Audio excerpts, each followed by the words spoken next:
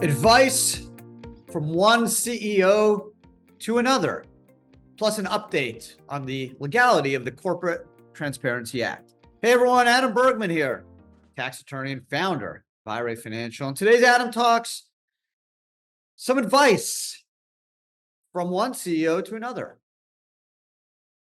Tips and war stories from my 14 years running IRA Financial that I think and I know will help CEOs in any industry and space, and some interesting nuggets that I've picked up along the way. So I've gotten a lot of people, over the last year or so say, hey, Adam, you should give some advice. I mean, you built a company from zero to, with 90 something employees, 3.3 billion in assets, 25,000 accounts. And I did it on my own, never raised any capital. I took all my life savings, borrowed some money from family, mortgaged my home, and built the business. And people have asked me, hey, you should kind of give people some advice, some tips. Like, how did you do it? What did you learn along the way? So I said, you know what? This is a really good time to do it. Let's do it. I feel like slow news. April 2024, before tax season.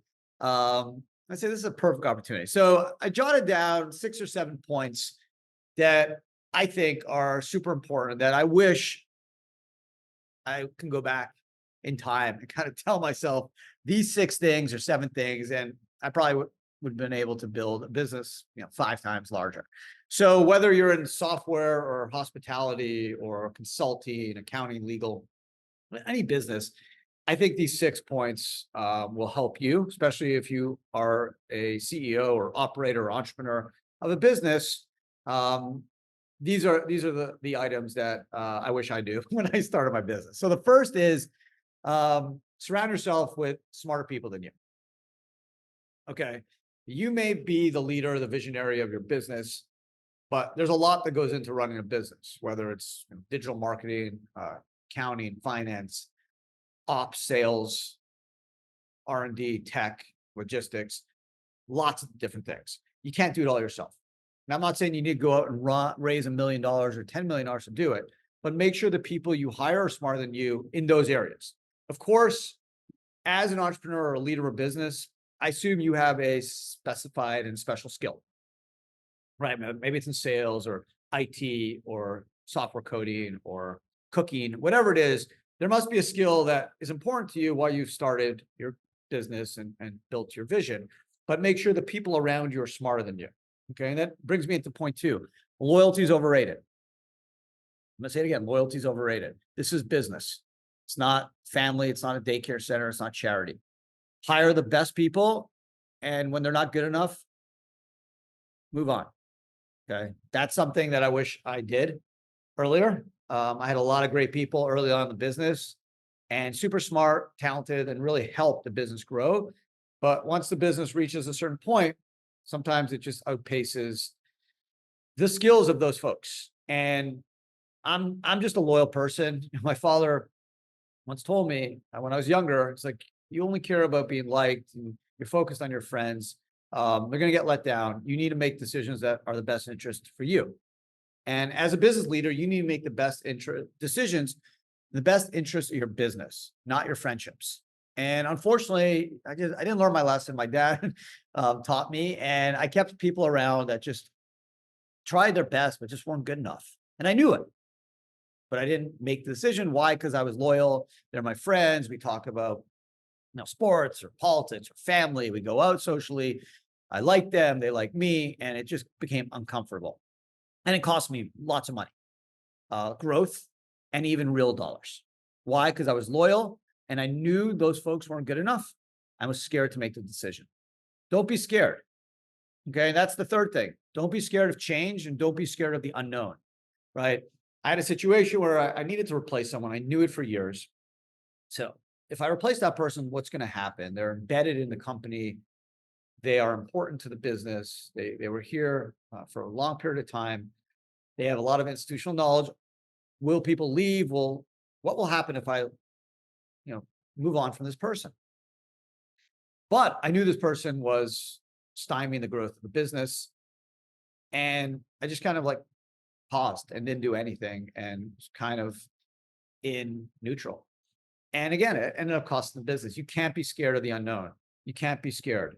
You have to do what's right and what's in the best interest of the business, not what's in the best interest of the person. And what I found a lot of times after I made the move, you know what? The person was super relieved. They're like, I wish you did this earlier because I would have had better opportunities in my life at that period, 2 years or 3 years ago. I shouldn't be in this role. I know it. And you've just offered me so much relief by telling me. So you're actually doing yourself, the business, and the person a disservice by keeping the status quo when everyone knows it's not working. As a business owner, CEO, leader, you know it's not working. Trust me. The other person knows it as well. They're not stupid. So that, again, is all tied into loyalty is overrated.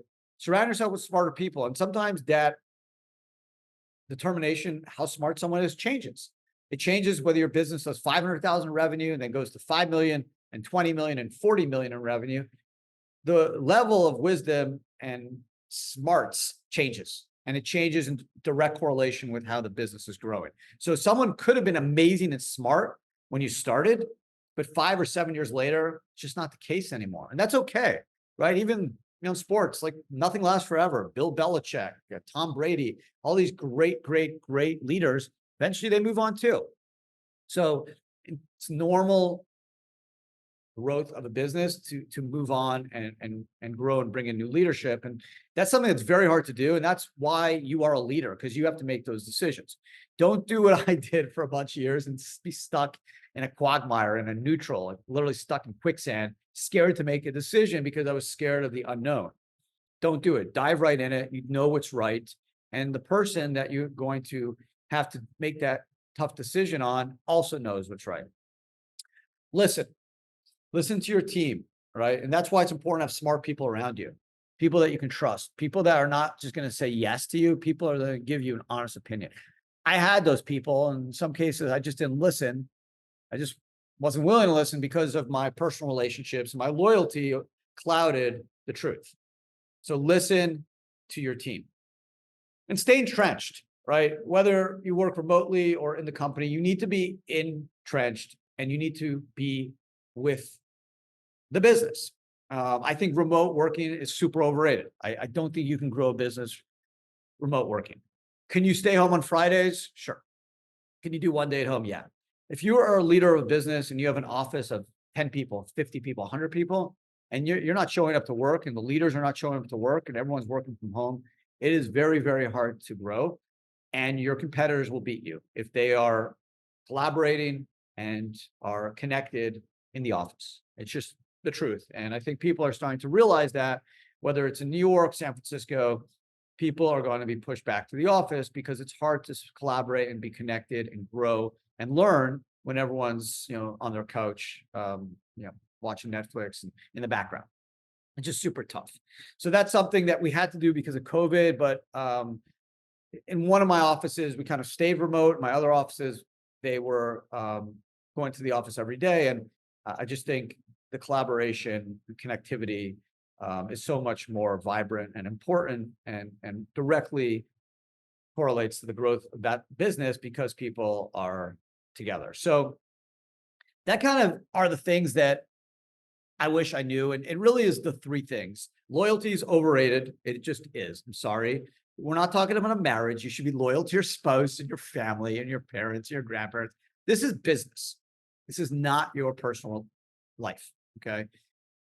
Don't be super loyal to someone in your business or a group of people, because the loyalty is only hurting you, them, and the business. You should have the smartest people in that space, in that role that you can hire. Okay. People matter. Why do companies, AI companies, why do they go to San Francisco and Silicon Valley to start? It's because that's where the technology software development talent is. Just the bottom line. You have to go where the talent is. People matter. One person could build a business, i.e. a Jobs or an Elon Musk, and one person could destroy a company, a cancer that spreads and lingers. I've seen it. Okay. People absolutely matter. For most of us, we're not selling an iPhone, right? That people have to have and need. But even the iPhone was developed by people and didn't just come from Mars. People built it. And if you had the wrong people building it, the iPhone wouldn't have been born. So it starts with people and it ends in people. Okay. Nothing is greater than the people you have with you. Surround yourself with smart people. Invest in your business, invest in people. It's the most important investment you'll make. And then again, it's why people work in New York in finance and Silicon Valley in tech. Just that's where the people are. And that's why the companies in those spaces grow and have the most success, because that is where the talent is. Talent wins, people win. It's all it is. Companies are names, they're shells, but it's the people in the company that are actually on the battlefield fighting, right? It's not Google versus Yahoo or Google versus AOL. No, it's the people in Google versus the people in AOL or Yahoo. And that's why Google won. They built a better product and they had smarter people that were driving the bus.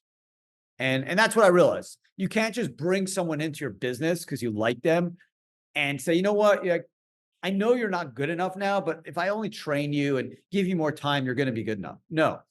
As your business grows, it just gets more complex and more difficult, and competition gets stronger.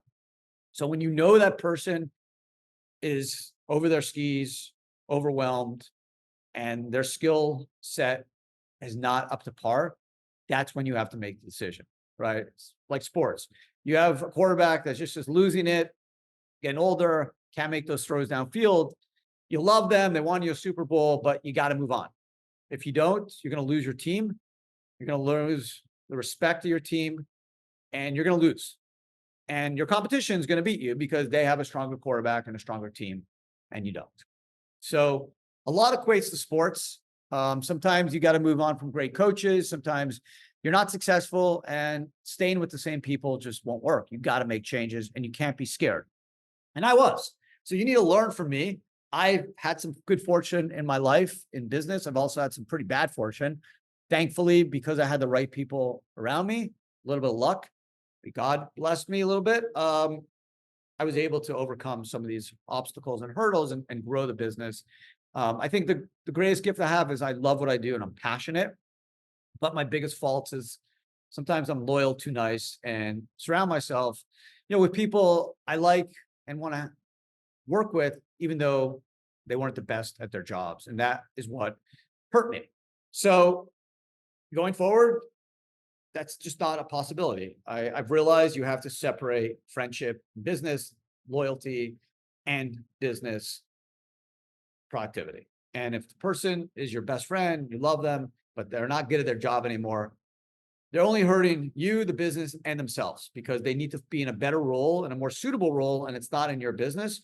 And for them to find that role, you're going to have to basically make that tough decision, which will, at the end of the day, help everyone because that person will then find their next calling and hopefully grow in that other role. And then you can find someone that can replace the person that has more suitable and more needed skills. And then hopefully the business will grow. So that's it for this part of the podcast. I'll try to do more of this stuff. I've had a great run. It's been a lot of fun. There's a lot of growth and a lot of learning ahead of me. And I'm so excited for the future. I love what IRA Financial is about, how we're going to transform the way people retire and what we've done to help 25,000 people invest over 3.3 billion in alternative assets. Like I'm super proud of that. And there's so much runway ahead.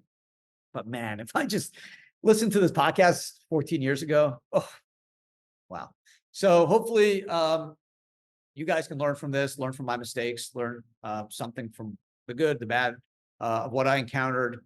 You got to keep working, persevere, don't give up, right? It's like my wife says, you got two choices. You either quit or keep going. If you quit, then quit, just close. If you're not going to quit, then stop complaining and persevere and go forward. The sun will rise again tomorrow. Get over your bad day, move on, go forward. But having smart people with you that can help row that boat in your direction and in the company's direction means everything. So there you go. I hope the tips were helpful. Hopefully you don't need any tips. These are tips that you had already in your toolkit and you're good to go and you're building a great business. But if not, please listen and learn. Don't make some of the mistakes I made. So I just want to touch on second part of this podcast is I mentioned the Corporate Transparency Act. There was an Alabama court that several months ago or a month ago on March 1st, actually it was in February, sorry, where a Alabama court basically stated that the Corporate Transparency Act was unconstitutional. It was National Small Business United versus Yellen. And they basically said, for a number of reasons, I did a podcast on this about a month ago, that they just overstretched. They didn't have the constitutional authority to create the CTA. And what the CTA is basically any new business, any new entity that's formed, within 90 days, you have to file a beneficial ownership interest report, a BOI report, with FinCEN. And it's a 25% or greater ownership, or anyone who has substantial control over the entity, like a CEO or a CFO. And basically, you have to include the name, address, and certain other details about that individual. And this was a way for the government, federal government, to, they claim, combat terrorism and money laundering. But this Alabama state court basically said, no, you overstated your responsibility and you don't have the ability to do that. So what happened real quick is the U.S. Justice Department just appealed that court, the federal court. It's going to appeals. We'll see what happens. It could end up in the Supreme Court. But again, it's very important that you continue filing the BOI and the CTA as this case progresses along the path of the court process to ultimately potentially the Supreme Court. Don't just say it's potentially unconstitutional, not going to file. You need to keep filing. And we'll see what happens with that case. So there it is. Just a quick update on the CTA and the DOJ has appealed it. That's it. I hope you guys enjoyed the podcast. Appreciate all the support. Thank you for listening. And I hope to see everyone again next week. Thanks and take care.